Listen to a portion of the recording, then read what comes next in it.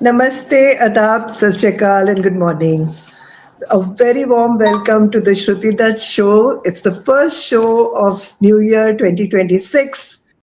And before I start the show, I just wanted to share with you, as I was sharing with my team, that so far we have been doing a lot of inspirational conversations on this show, wherein people have come in, world record holders have come in, top people have come in and shared their life and their nuggets of how to improve our lives, with their learnings. And what I was thinking, of course, we've learned a lot from those episodes also. But today, it's going to be a little bit different because I have this intention that today's conversation, I want you to actually keep a pen and paper if possible and write down those little, nuggets or those bullet points where you are understanding something new or it's been an aha moment for you, something that is helping you transform while you listen to this conversation, which is going to be a very special conversation today. A conversation, believe me, which everybody needs because we are going to be talking again and wonderful holistic therapist from Mumbai, and she will be sharing about her work and giving us insights on how to heal and how the healing work is so important in our lives. So whether you feel that you need healing or not, believe me, every person today on this planet, especially after corona, we all need healing. And हमें पता ही नहीं होता that we need healing, because the trauma is somewhere inside our subconscious and we don't even know that it's there. So on that note, if all of you are ready, I will invite my most wonderful guest, Tui Sigman. Very warm welcome to you, Tui. Can you please show Tui on the screen to my viewers? Yes. Hi, Hi, Tui. everyone. Nice Thank you to so have you much. here. Yeah, thank you And so much for having me. I'm so excited to be here and chat with you. Yes. Um, I'm intending to learn a lot from you today.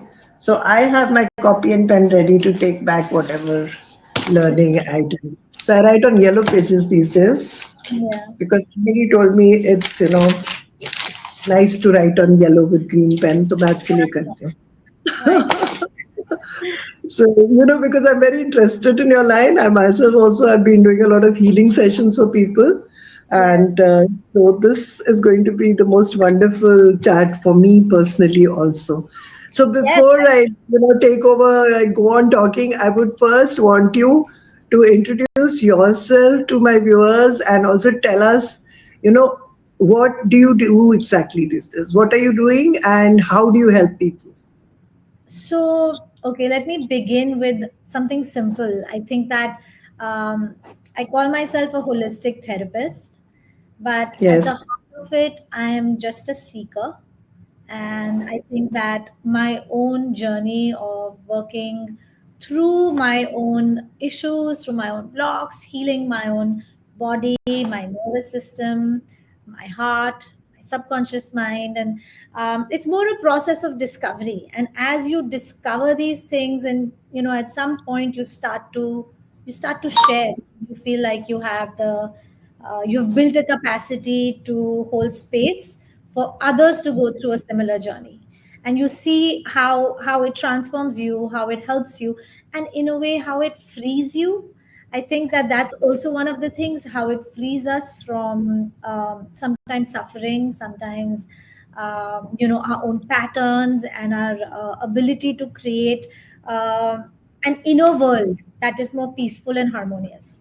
So for me, it's really about it's about that, and and bringing that through different modalities that I work with, as I've learned them through my own journey and through my own working on myself. So that's pretty much what I do. I have a multidisciplinary approach, meaning I like to use different modalities because each one has its own lens that it looks through. So sometimes when you look through, let's say, a transpersonal regression therapy lens, where it's a lot about regression, and it deals with the psyche, the subconscious mind, the body's memories in a certain way. Then you have another modality like somatic experiencing, which works a little bit more with the nervous system. And so using a combination of these is how I work with people. It's not So one. it's like integration of science and spirituality and all your modalities that you help your coaches. Very Absolutely, wonderful. absolutely, So yes. tell me a little bit about, your place. It has a beautiful name and you have a place in Mumbai where you have your clients coming in. So Yeah, I'd this love to is speak a my little bit office. about that. Absolutely, this is my office, and we call it Merkaba. Merkaba is basically it's a word that describes in sacred geometry. Comes from an ancient, I think, beyond Egypt, even in it was marked within Egyptian times, but even beyond that, Merkaba is the vehicle of light, and it has a structure, sacred geometry. And I think if you've seen the star, it's basically a Merkaba star is how our body, our light body, kind of contains the physical structure that we move through life with. Wonderful. So, when you're talking of light, so there's a famous saying of Rumi. I just came to my mind when you were talking that it's the wound is the place from where the light comes in.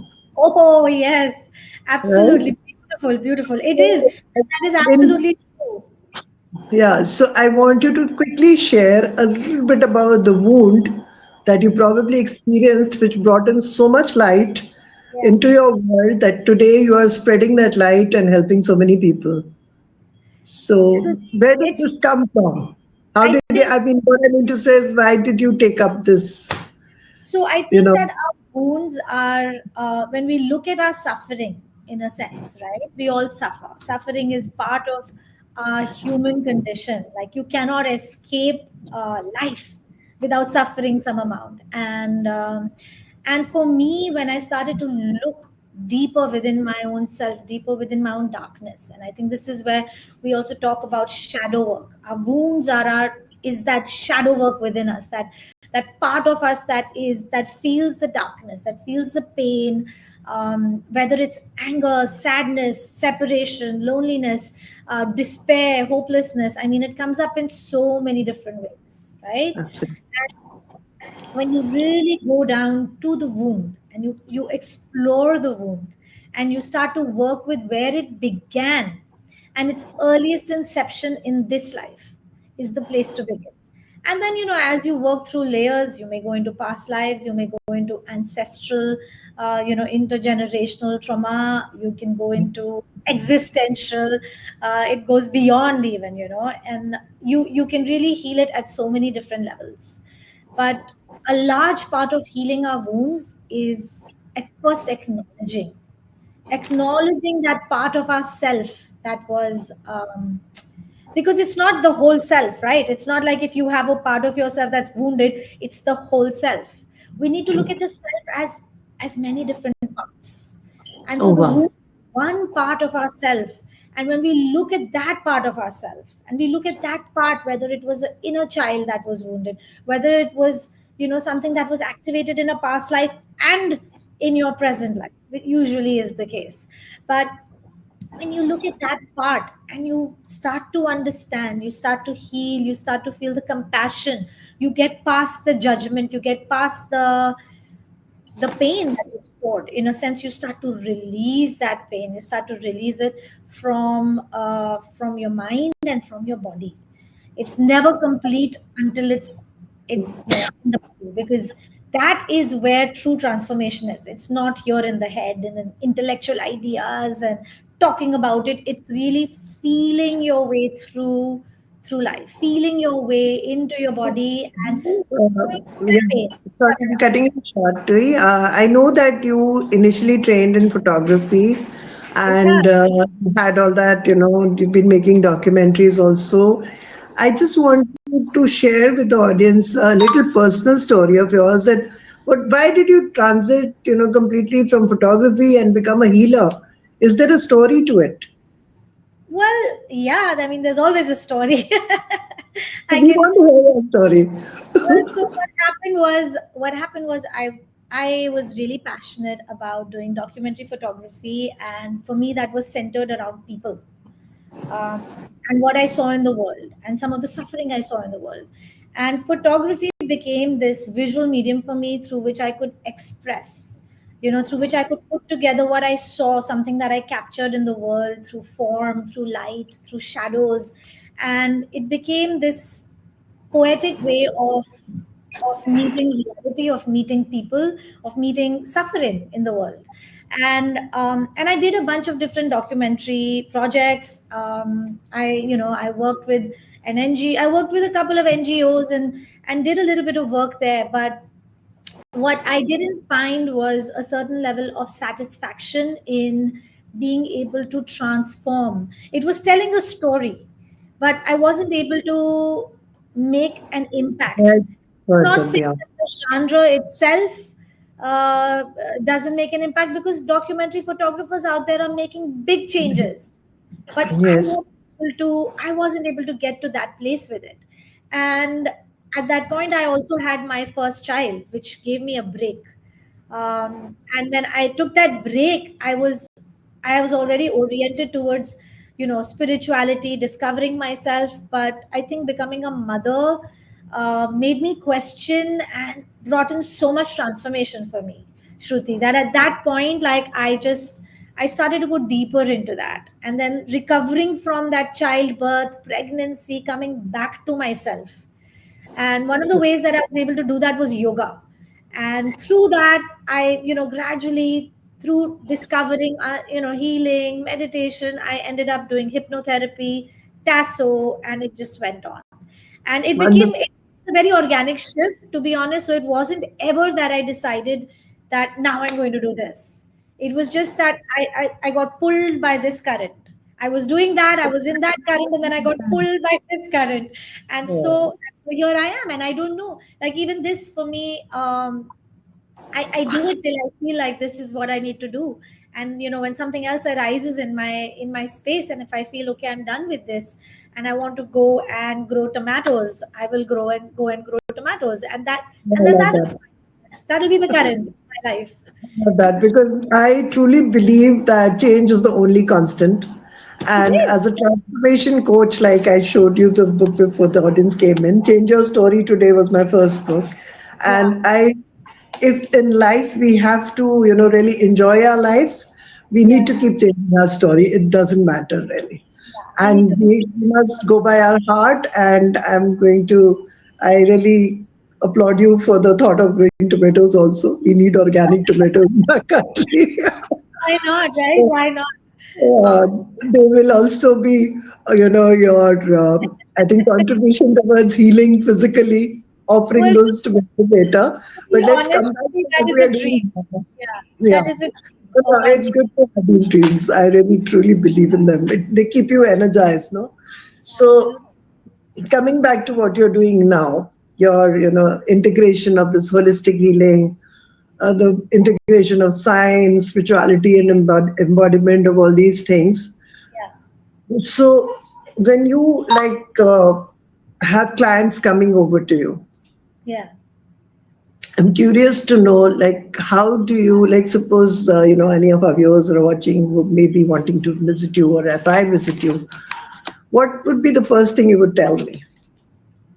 I would, the first thing I would do is ask you, what is it that you struggle with, and what do you want to work on?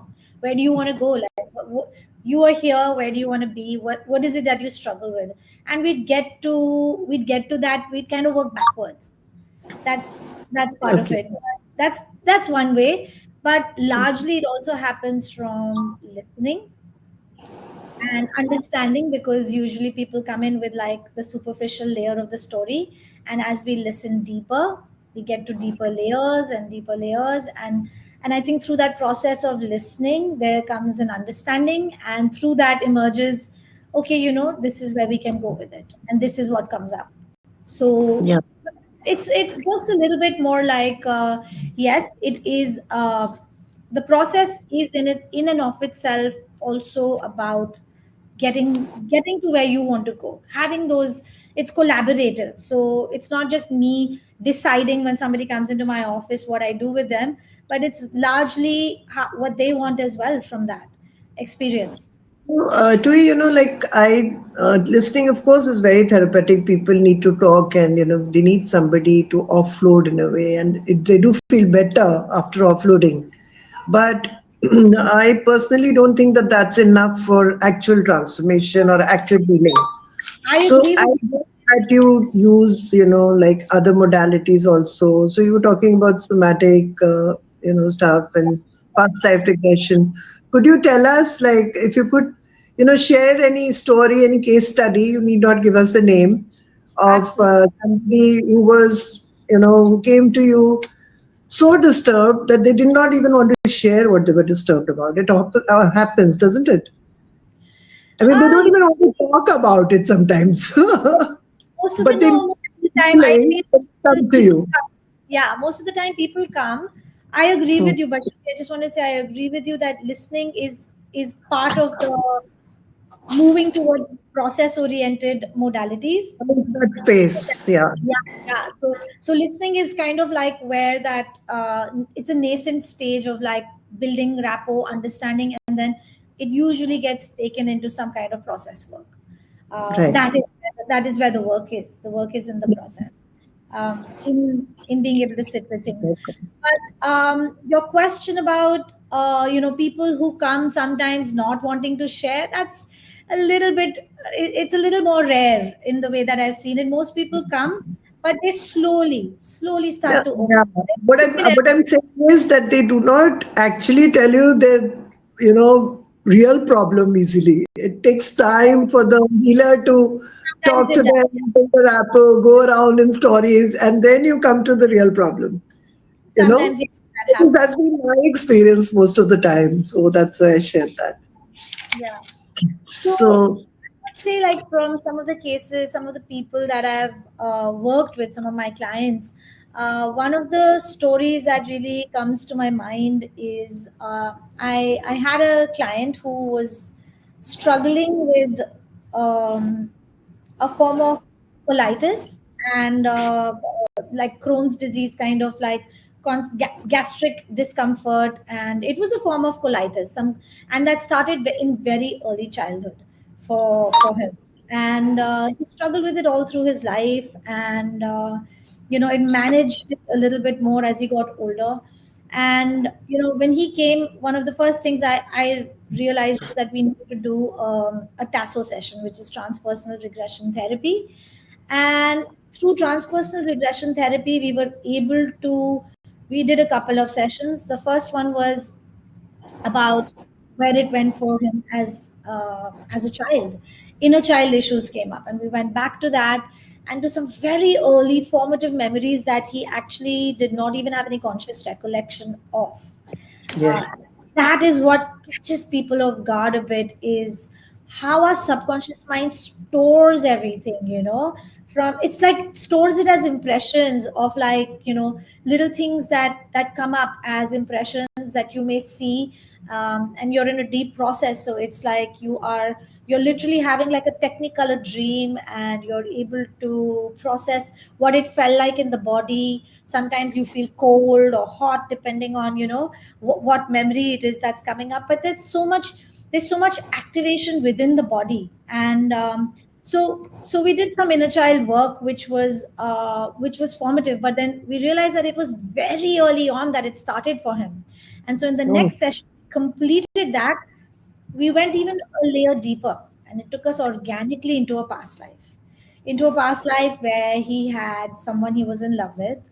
And there was, I think, he was the other man, and he wasn't married to her. There was a whole situation. It was in some past scenario in a I think some European village, and simple life, simple living. And at one point, suddenly this whole thing story plays out, the love story plays out, and it was really a beautiful thing. A lot of amazing resources that he was able to take from that life, because beautiful qualities. And when you uncover those qualities, you embody them in the body, they wake up. with full awareness of the body. So you're able to like experience that feeling, that joy, that oneness, all of that.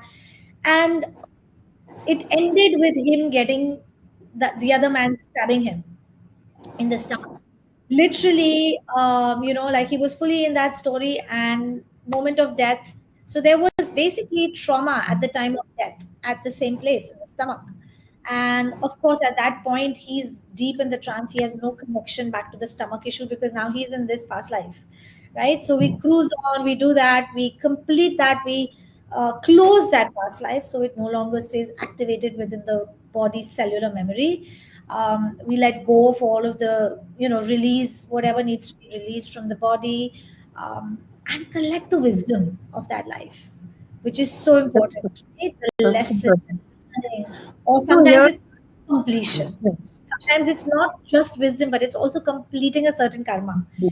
And after we completed this, his stomach issue really settled a lot. The symptoms came down like almost 80%, 85%.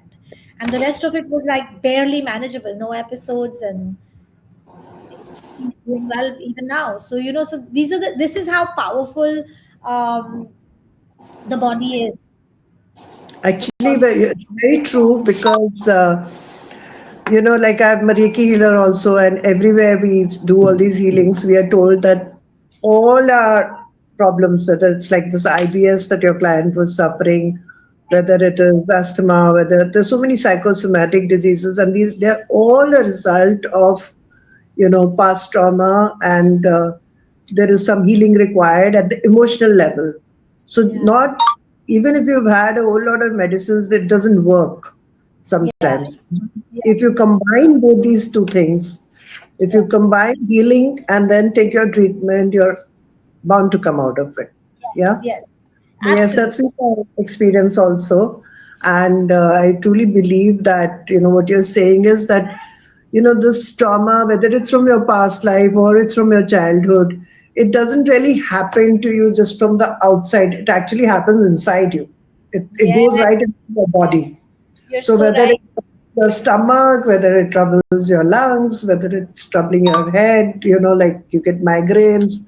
So Yeah. it affects some part of the body. It could be, body pains, knee pains, anything. Yes. So that's why I personally feel that, the world today, we all really need emotional healing completely. And that is why I'm so happy that you're my first guest today this year, I am because honored. Thank you. the more and more, we need a healer in every family actually, The and that's truth, how. Shruti, no, what we need to realize is that we are our greatest healers. We are the healers. Yeah, It's but I mean, what I'm saying is this understanding of what we are just discussing must go to every family, every person, so that when they feel low or they are not feeling well, they can also look into what emotions may be causing it and make an yes, attempt to heal that. yes, So this is yes. what I'm coming to. I So think if that, yeah, what you're that's talking something I about think is a the viewers skill can set. note down.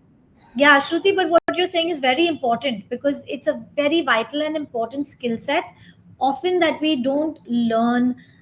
It should be taught in schools, in my opinion. It should be taught in schools. Absolutely, We should be absolutely. not only taught how to work with our emotions, but how to work with our nervous system, how to work with our emotions in the body. I think that is so vital, so vital.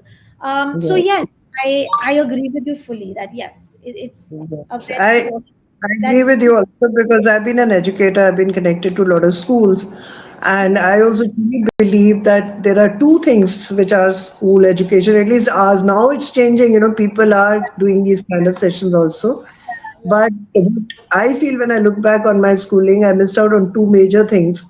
One is yeah, this life skill of handling your emotions. yeah. Second is the financial literacy. I agree with you on These that are too. Yeah, these are two, and these are the two most important things in life. Yeah, yeah. You You know, need to learn how to handle money and you need to know how to handle your emotions. yes, Navigate your these are the most important things. I mean, You're what so are you right. saying in school for years and years and 3 years in college? I learned nothing. Yeah. I went to the best institutes in the country. I I hear mean, you. I vibrationally learned a lot. I shouldn't say I learned nothing, but Of course, but I, this is so vital. This is like life skills. These are life skills. This is yes. So, right? no, Yeah. so these are really very, very important. Anyway, so was a very interesting thing that you shared, and that he was able to come out of his IBS after your healing is And what I want the viewers to note down.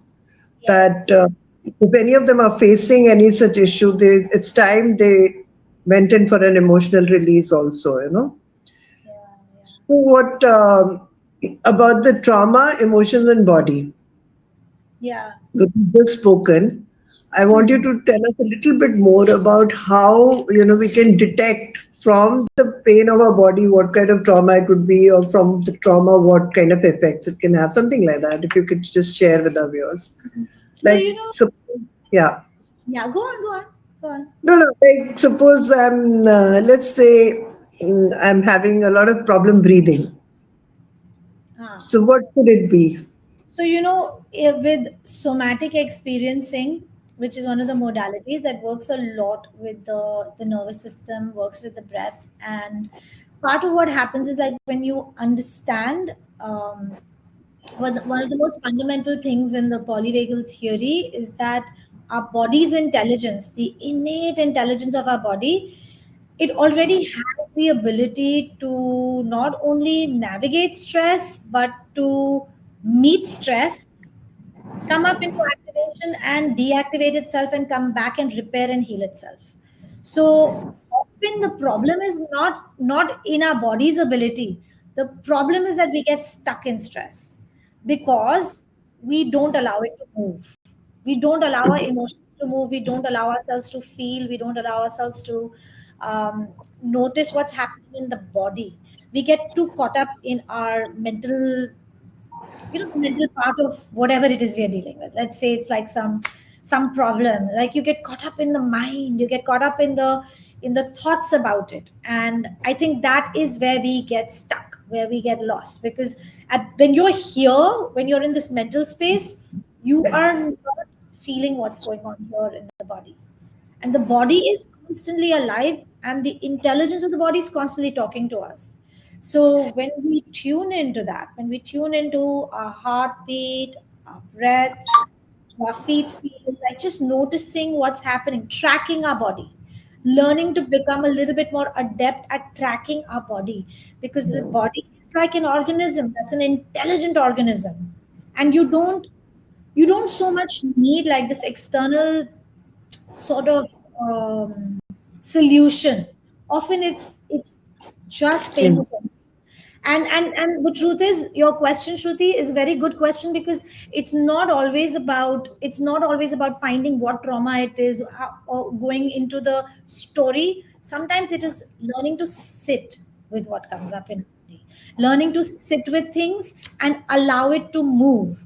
Like when you would know this from like when you're a child.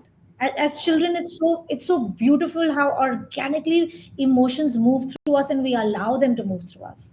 We get upset, we cry, we take our time, we sit in our pain, we cry, and then we have this huge release, and then it's like a it's like and you see all something else, or everything. so, and then you forget everything about it. Yeah. And there's a peace that comes after. And it's not just here, it's here in the body, in the heart, in the mind. So it's a very integrated kind of process. If we allow ourselves to feel, then that guides you. You don't need much. That would be my biggest, I would say, advice to people is allow yourself to feel and sit with it. I'm not saying act on it. You don't have to act on every feeling, but learn to notice how things feel as sensations in the body. And Actually, I think that's a beautiful point you have made, because it's reminding me of my days at the Vipassana Center. Like 10 days I was there, and yeah, all we did was to focus on our breath, breathing and sitting still. I mean, those are the two main things that we do there. yeah, And initially, you feel, it's not easy because you're not supposed to communicate and you're just looking inside for 10 whole days. You can't yeah, even do gestures to anybody. yeah, So that itself, that program itself becomes very healing, Yeah. even mentally, because you kind of get grounded and you connect to your inner self in a very, very Yeah. mystical way. It Yeah. happens, and Yeah. you have to wait to experience it. So I things didn't help. It also, like, you're very right that our body, God has made it. It's like it's so magical. We still don't know how it works completely because we didn't get a manual. So we are still in the process of learning. that's the mystery. Shruti. That's the mystery. It's like Yeah, you learn about the universe through yourself, through your body. yes. And Body see, like, that for example, when we suppose we cut our finger. yeah, So these days, because we have access to, your father's doctor and you have hospitals, so we go to the hospital, we get a tetanus injection, we put a putty, and we do medicines, and we eat pills, and we yeah, do the whole lot of things. But earlier on, if a child or anybody cut his finger in a place where all this was not available, they would just probably wash it in the river water, and in a day or two, it would heal, yeah, right? It yeah. because body self heals. Body itself heals. Exactly. But we have forgotten that part. Yeah, So yeah, we get paranoid and the suffering, and we increase the suffering, and we go through all this. yeah. And it's like it's our lifestyle, no? We can't accept it that it will heal. We don't have the patience. I think what happens is we forget Shruti because one of the main reasons I personally, this is my belief, I feel we forget because our lives or our lifestyle sometimes is cut off from nature, and Yeah, more we spend time absolutely. in nature or around nature, it becomes I think we come closer to these truths because it's a Yeah. truth. It's a truth, and it's just it's remembering. Similarly, from coming to the mind, like when we get very stressed and we're feeling helpless, and Yeah, so people just, we get a headache, we take a pill and pull our quills and we go to sleep and try to, somehow navigate ourselves like that.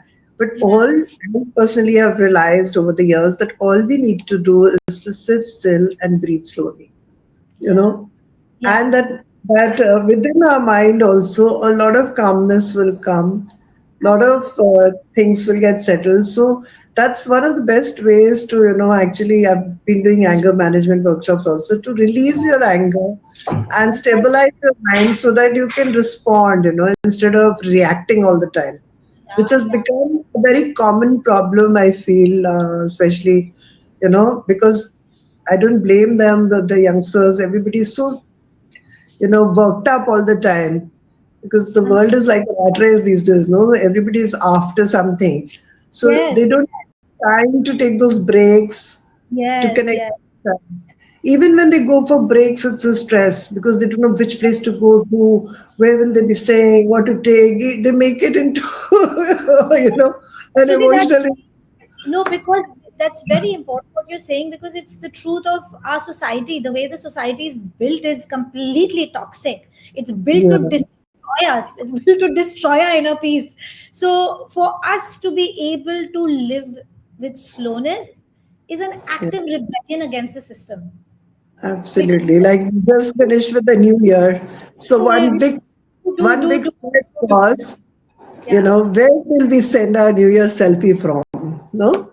So a lot of people had to travel abroad to put their selfies for the New Year night. So these Me things too. are happening. It's a Mama fact of the my pajama, society. New Year's night, went up to the terrace, saw the fireworks, got back into bed, and went to sleep. So for me also, for many years, my New Year, of course, I have been going out also in Durham, but I love the midnight. I do midnight prayers at 12 o'clock on New Year. So for many years, I've been doing that, and when I miss that, I feel that it hasn't started right somehow. So I do it a little later. Like Yeah, suppose I've gone with some friends or the family, then I missed out on 1 or 2 years. But this year also I managed to do a lot of midnight prayers. So I'm happy. I'm happier about that than lovely. going out anywhere else. Yeah. Yeah, It was a cold New Year this time, very foggy yeah, yeah. outside. You're in So Delhi, right? yeah, I'm in Delhi. That's why it's cold. Yes, yes. Okay, so what we are talking about is how healing is going to even not only heal our mind but also heal our body, right? Yeah, yeah, So everything is really connected, right? Your completely, illness, completely. yeah. Yes, completely. But then when people come to you, do they understand that or do they confuse that? Like, they say, no, no, don't talk about my pain. You just talk about my problem. Don't talk So about my, sometimes what, maybe sometimes you even get skin eruptions, right? yeah, The yeah. too much stress. Part of the way I work with people is to also bring them into the understanding of how their body mind is, and that yes, we can theoretically separate the two, and we do work with emotions, and we do work with sensations, and we do work with images, and there's many different ways to work with it and integrate it. But the truth is, it's all one. It's all one. Okay. The body and mind and spirit, like you can't essentially separate them, even though theoretically we do, and it makes it easier to kind of work on things at times. But the truth is that you're really working on one when you're working on the other. So when you work, for example, I'll give you an example so it makes sense. When you work when we work with just this example which I gave you of this man with the IBS and colitis, he had a strong medical issue in his body that was fully manifested, right? So it wasn't just like he was having pain; he had a manifested issue where you could see that the intelligence of the body was somewhere having some sort of issue in being able to operate smoothly. It was not flowing. The intelligence of the body was not flowing in this part of his body for some reason.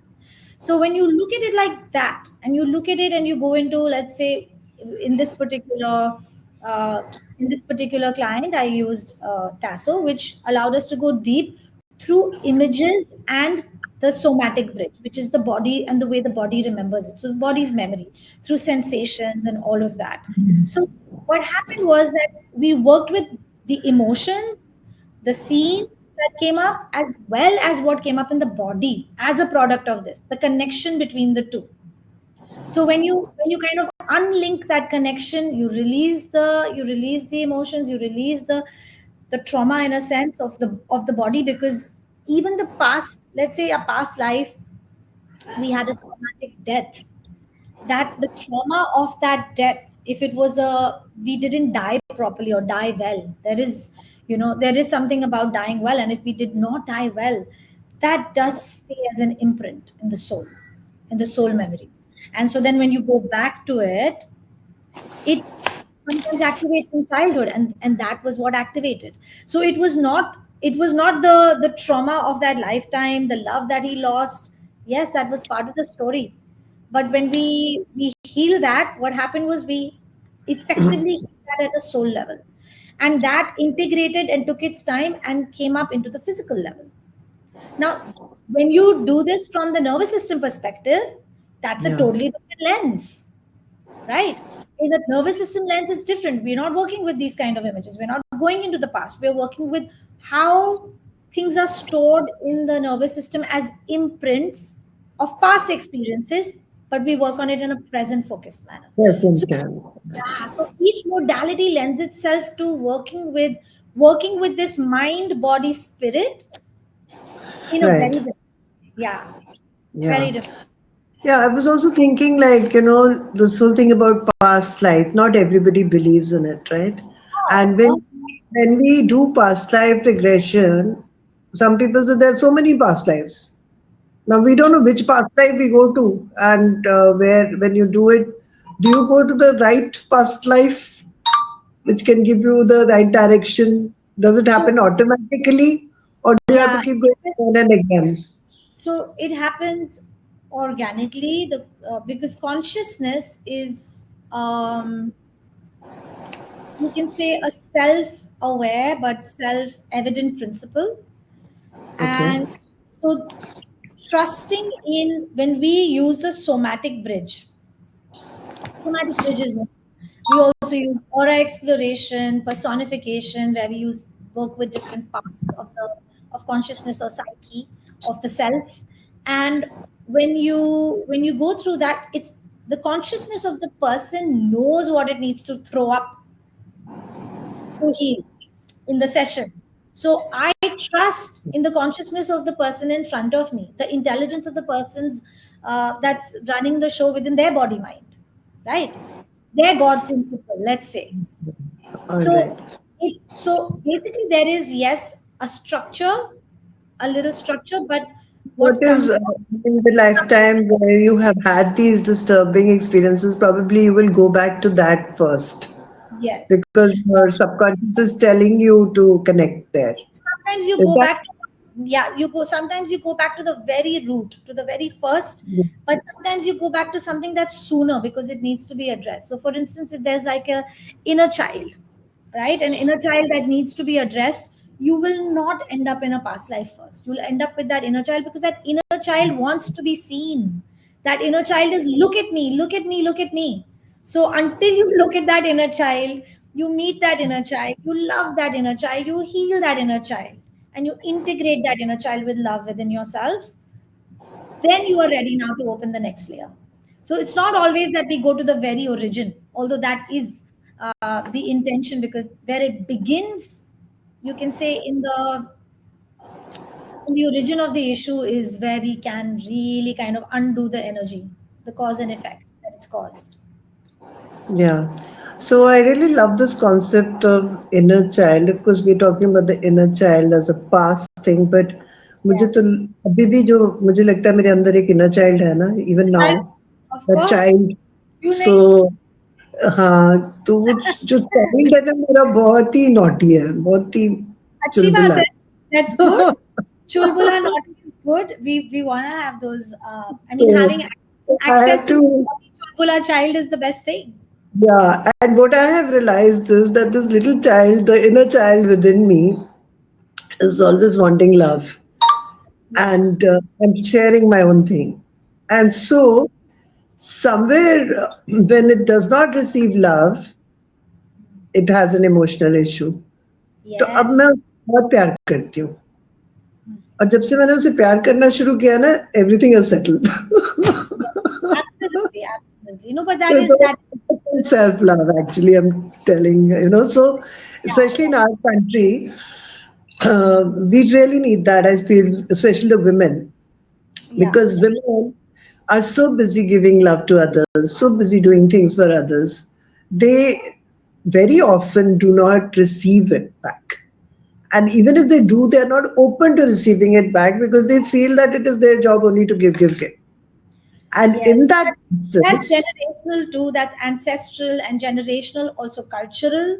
You look at yes, context conditioning, uh, yes, conditioning, cultural conditioning. But as you get older and you start to see it, what you named is something that you've seen, that you're aware of. And as you become aware of these things, you then have agency, you have choice, yes. and you have the ability to say, okay, I no longer subscribe to this view anymore, and I choose I, as an I adult. think it's You okay to give, but what we need to learn is to be able to receive. Yeah, that's the Not feminine principle, Shruti. Receiving is the feminine within us. So the masculine is the give, give, give. So we have to, when you become a mother, like yeah, when I truly believe when a child is born, child to baad mein paida hota, the mother is born. Like you said, no, you had a spiritual. So I'm a mother of three. So I know what kind of transformation takes place after a child is born. It's correct. very different. It is. So that is the time the mother forgets that she needs to receive. Of Hmm. course, the child gives her a lot in return, but Yeah. still, there is a gap somewhere. So It that, is. that opening up your mind to joyfully keep receiving and also acknowledging your receipts. Yeah, With yeah. It's good. gratitude. Because we sometimes receive, but we don't acknowledge, and we forget that we've received it also. Yeah, You yeah. do that. So, Receiving and comes from many places, Shruti. So it's what we want to receive also sometimes. It's yeah, aware of that. But yeah, what you named is, I think, a process most women go through when they have children, is that that's part of what's called upon us as mothers in that moment, that we have to put our child's need before our own, and we have to be completely selfless. You can't sleep, you can't, I mean, you're like a zombie, right? Like going breastfeeding every like hour and a half, and you're out of your mind in a sense, and but you keep doing it, and you do it, and you do it, and you do it. And that is what is needed of you, that's what your child needs from you. But as they start to get older, as they start to individuate and separate, we also have to come back into ourselves. And that is something that a lot of us as mothers take a while to come back to. That Yes, absolutely. we forget that we must return back to ourselves. Our child now has the resources to meet life. Our child is able to, yes, that we are here to support our child, love our child. Of course, that's like a lifetime job, right? Like you can never stop doing that. But some amount of, once again, centering ourselves again, in our framing ourselves as equally important, I would say. Yes. So this is what Yeah. happens. Child comes into the picture, boom. Child is Yeah. here. At some point, we come back here and say, you're Yeah. important, I'm also important. Your needs matter, my needs also matter. Yes, that's so beautiful because, this whole, for women, one major time, of course, there are different times. Childbirth can be very traumatic for a lot of girls. It could be operational or even if they have a normal delivery. And of Yeah. course, if the child is healthy and everything is fine, they come out of it. Sometimes that doesn't happen. So that's a phase when people really need, healing and emotional release and that support. So Absolute. that awareness of the requirement should be with the whole family and with themselves. Yeah. So it is missing, especially now that we have nuclear families. And It's missing. sometimes even husbands are not even sure, and they themselves are going through a lot of trauma, suddenly become a father, suddenly so much responsibility. So these are things which, really need to be shared in the Very. public I society. wish there was. You're right. I wish there was like maybe like a family sort of sessions that people attend Yeah. before they have babies, because then Yes. everybody understands what is the need. And often women go through like Yes. they go through childbirth alone, of course, and then what comes after, completely on Like, their own. A lot of yeah, things even with like marriage, premarital sessions, when they have, it should be connected to your change of emotions that are going to happen post marriage, then pre baby, post baby. Every stage of life, we need to be healing ourselves and also getting healed and helping the whole family to heal quickly. And then later, like you said, rightly said, when they're adults. So yeah. there are so many of my friends also. I went through it for a very brief while, short, fortunately. So we get this emptiness syndrome, the women, Yeah.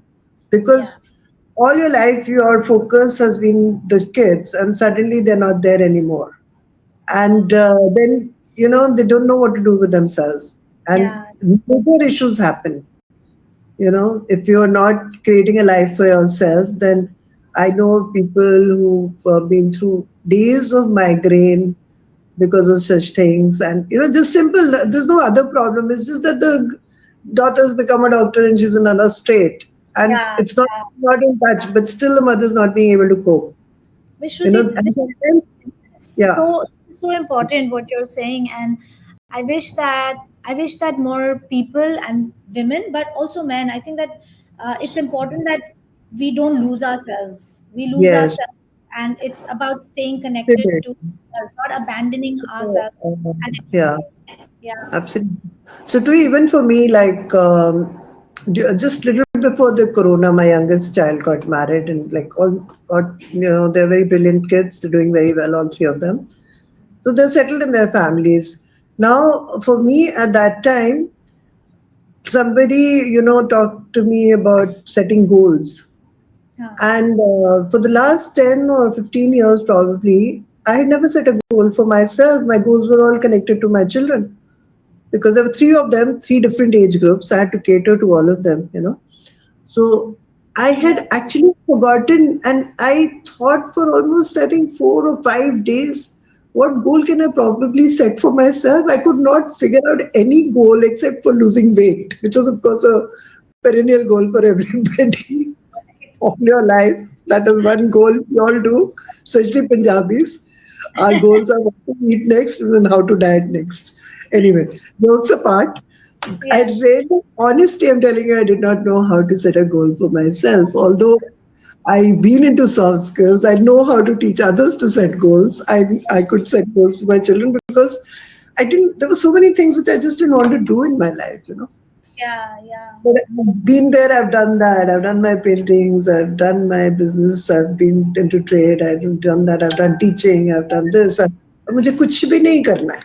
But the point is कि कुछ भी नहीं करना. But sometimes maybe that's it, Shruti, that sometimes we don't need to. I mean, yes, goals are good to have, but sometimes it's also good to not have goals. I know Yeah, it's the no, that opposite. You're was a saying, little bit of nothingness is important. But when yeah, there's too much of it, then yeah, you spiral down, into again an emotional trauma. yeah, yeah. So I But think then like you start it's a thinking, what am I balance. doing with my life? Because as human beings who have purpose in life, or who are conscious about things, we all Yeah, need a purpose. yeah. You know, Purpose is very different from goals, Shruti. yeah. Purpose and No, goals no. are I different. mean, purpose and goals the same thing. Like there was, purpose bhi bache the, goals bhi bache the. That's what I'm saying. I So the see, I see. purpose, the purpose was mainly children for a very long time, right? Yeah, yeah, So their settlement, their work, their education. Then I could not, think of myself working like that. So I decided to. I was a grandmother, so I yeah. decided to become a, global grandmother. Oh. So now I see myself as a universal mom because that's something I do best. I That's have a okay. lot of That's experience. amazing. Yeah, why not? Why not? I mean, if so, maybe that's what I'm saying. So, purpose is not always goals, but purpose is like finding something that you want to share. And for you, if Yeah, it's I'm yeah, that mother, that for you, yeah, you're able to connect to that mother energy within you so easily, right? Then yes. that is how you what you bring, and Yes, because that's I'm always concerned about what my children will learn out of my conversation. No? That is my focus. So that's a natural thing coming to me. It is not something I've picked up from anyone else. that is lovely. So because Yes, that's how I am. So, and that is this sort of purpose gives me that, feeling of emotional well-being and peace in my mind yeah, when I do any of these activities, when I'm helping the youngsters somehow or the other. So absolutely. that's how I feel that, I have healed a lot, but I want to hear from you that once you're done with the client, you've given the therapy, you've done everything. So how do you get to know that this person has healed? Because after, they may feel very healed at that moment, and another 2 weeks later, they'll come back with the same, bad Yeah. story to you probably. Then how do you cope with that kind of situation? So usually, like if I'm working with somebody, it's we have an ongoing rapport, and I am very available to my clients. I like it like that. I am not a traditional like psychotherapists have all these like different kinds of boundaries. I have boundaries too, but my boundaries are a little bit more where there's allowance of sharing, and I like to know how they're doing. I check in with them, especially if there's been an intense session. I do check in because sometimes integration can be a little bumpy for some people, and so definitely yes, we stay in touch. But if it's ongoing and we are still working on stuff, then I see them on a weekly basis, and so we keep with that too. And in between, if there's anything that comes up, I'm available to them over the phone or WhatsApp and things like that.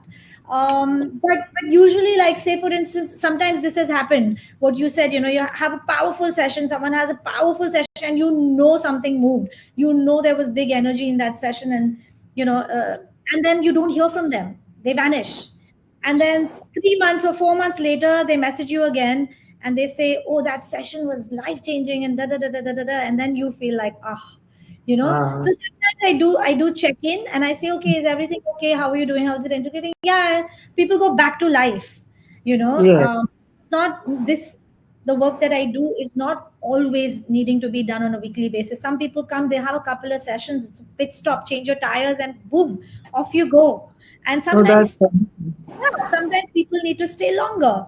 So depending on the person, it's so individual. It's really transformed and customized for what the individual needs and what their journey needs in that moment, to be honest, absolutely. But I and love how your metaphor of for them. change your tire and be go on the move. Huh? I love the way you said change your tire and move, go. See, I feel like the more people have their own skills in Yeah, navigating their life, if I can help with that, like of course there's process work, but there's a little bit of teaching that I do too. I want to make sure my clients have some basic somatic skills, ways to work with their emotions, journaling, whole lot of things. Like I teach them once we work through that, so they can sustain that energy within themselves. Some energy work as well, learning how to move energy within yourself, learning how to connect to the cosmic energy, breathe love. to your body when you need it. Like these are just things. Yeah, I would like you, to share with the viewers, Yeah, maybe 3 or 4 or 5, whatever you think would should be the daily, like you mentioned, journaling and all, which yeah. a lot of coaches are telling people to do daily.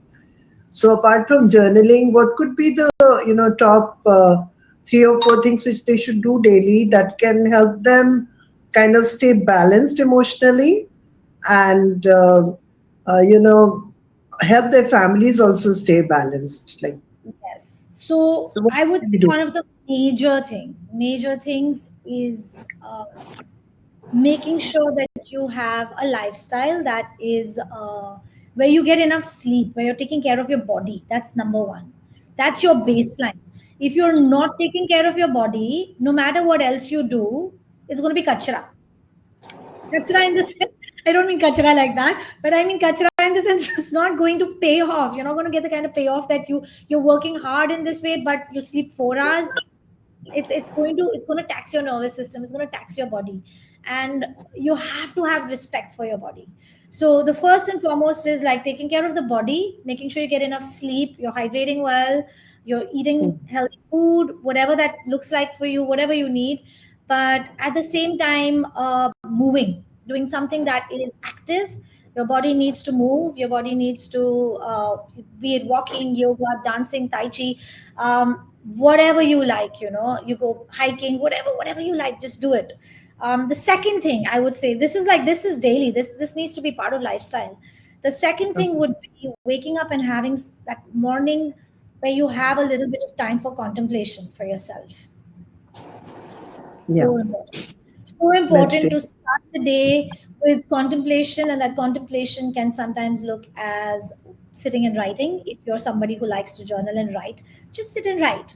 Or maybe it could be reading, or it could be meditating. So going within. So usually my morning starts like that, where I first start with more of my inner processes. It's the Very good. writing, the reading, the meditating, and then I go into the more active. Like the sun starts to rise around 7, the light comes in, and that's when I'm like, okay, I'm done with this part of my morning, and I start to activate. And then you start the movement, and a little bit of gentle moving, being with your body, being with your breath, grounding into the body is so important. And that's why I said doing something with the body, something that's physical. Pranayama or something. Yeah. Pranayama is breathing, yes, but I mean like moving, like yoga. So Kriya, pranayam, all these things, on a regular basis. Yes, but that's again with the breath. So breath is Hmm. also very important. What you're saying, yes, For a helps. job, but yeah, your yoga exercises. So Yes, basically, saying for any kind of healing to actually work on the next level, on a proper level, fitness is first, right? Physical fitness is equally important. no, I won't call it fitness because fitness levels is totally different. You're going like into different territory of fitness. This is why I don't. Yes, I do yoga for my body, but I do yoga more for my mind. You understand Okay. what I So mean? Because what are it's how you you feel. calling? It's what you feel at the end of your practice. how you So what feel you're your saying practice. is the most important thing is your lifestyle, which should include movement, include sleep, and Yes. uh, your Meditation, food, your food, your sleep, meditation, meditation, and your going. food. Yes. But part of it, and I would say now the third thing, going from the body, going from all of this, the third thing is coming back into the slowness within ourselves, Bring learning back to your slowing down. mind now. Instead of being caught up in the urgency, which we all do. Okay, I am like the I'm the first person who like can go into like, 1,000, from 0 to 1,000. I can go activate, but it's so important. And as I've learned to do this, and as I think my body's also kind of opened up and healed in a certain way, I'm able to maintain a slowness in my life, which is which is really what gives you, I think, and gives your body the ability to know that, one, I'm safe, there's no urgency, there's no emergency, there's no stress, there's no tiger chasing me. And the slowness also allows you to notice what's happening within. What happens when things are going too fast? We disconnect from the body, we dissociate, or we project our energy and awareness outside ourselves. Our consciousness gets centered outside. But the slower that we move through life, and I don't mean walking slowly and that sort of thing, but I mean like the inner speed of feeling like you have enough time. Right. So this Right? to be feeling safe, to be feeling safe in your lifestyle. That's very important. I feel also. So Yes. like So yogis, if you've been into yoga, they divide it into Rajasic, Tamasic, and Sattvic gunas, right? yeah, So yeah. what we need to do is to be more sattvic in our lives, as sattvic as possible. Yeah. Maintain discipline, eat right, sleep right, think right, all the rest of it. Degree, but not to suppress, not to repress the tamasic, not to repress the anger, not to suppress the anger or any emotions which we call tamasic or which we categorize as negative, because there's no negative. There isn't. There's no negative feelings. There's no negative emotions. It It's just just, helps you release. it's all expressions. They're expressions of Expression. divine. Actually, I also feel that when you have been through expressing all that, that is the time. Actually, you can say it's a phase of enlightenment. Finally, little bit. I wouldn't say absolute enlightenment, but Yeah, you yeah. do get a lot of inner realizations. Yes, yes. You know, so I think all of it is important. Even Rajsik is important. That's what you feel. Like, yes, I'm all with of, you on that. yes, I'm yes, with yes. you on that. Embracing the shadow, embracing it, sitting with it. Embracing everything, yeah. Everything. दिल खोल कर जीना. So I do this with my coaches, no? सकारात्मक सोच रखना, दिल खोल कर जीना, आत्मा की सुनना, दिव्य शक्तियों पे भरोसा रखना, ईमानदारी से जीना और जिम्मेदारी लेना. So I call Wow, this Gita, beautiful. and That's yeah, beautiful. it's a 6-second hack to ground Lovely. yourself emotionally and to move on in life. Yes. So, on that note, I think I would really want to tell the viewers, if they have taken down any notes from this, they should put them in their diary. And also, if you feel, you can share them in the comment box. We'd love to read them later and Yeah. see if this conversation which we've had has helped you in some way, given you some insights on how to navigate yourself in this world and stay peaceful and keep your emotions in control. And of course, the awareness that if you ever need help, there are coaches, there are people like Tui, I'm also a coach. Do not hesitate to reach out to them, because the more you delay in healing yourself, you are, creating not only chaos in yourself, but probably in your whole environment, your family. So, and it may lead to, as we've been discussing, major health problems. So, it's very important to, address your emotions, how you're feeling, if you're feeling depressed or if you're feeling low, and take charge of them. So, because I truly believe, were born to be happy. God did not send us to this world to feel suffering. or to feel more. God has sent us to enjoy life. That's why He's given us such beautiful nature, to go for nature walks, such beautiful flowers, so many beautiful things in this world. Right, And yeah. That's the such whole beautiful, yeah, and beautiful people like Tui. So thank you so much, Tui. And yes, Tui का नाम में भी एक mysticness है. It's very mystic. कि Tui कौन है? But oh, Tui is also Aprajita. Tui yes. is also Shakti. She is Durga Shakti herself. And so both the names are beautiful, Tui. And So much, I Shruti. want to thank It's you. such a pleasure to chat with you, and I'm so happy that you had me. And yes, I'd love to absolutely chat again with you offline as well. And it's been great getting to know I you. think we should do a session on past life regression. That really intrigues me.